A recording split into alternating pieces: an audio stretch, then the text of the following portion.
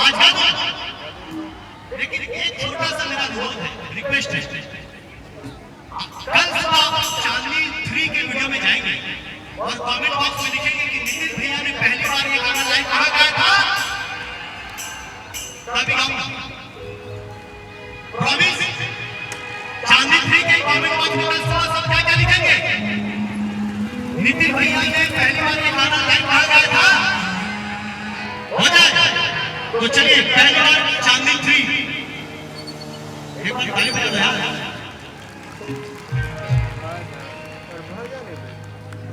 तही मोर गीत माला, तही संगीत माला,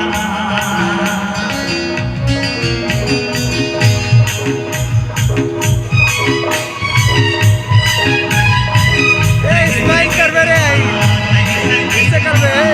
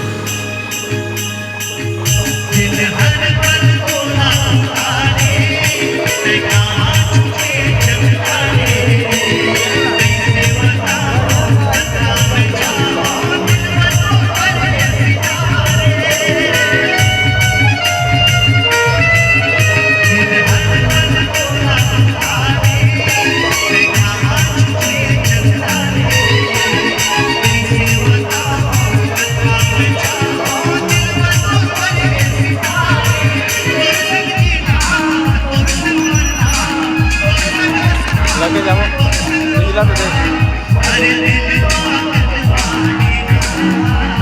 लाइन भाग का देखा आप जल्दी आते बड़ी जाते जावे मेरा मत जा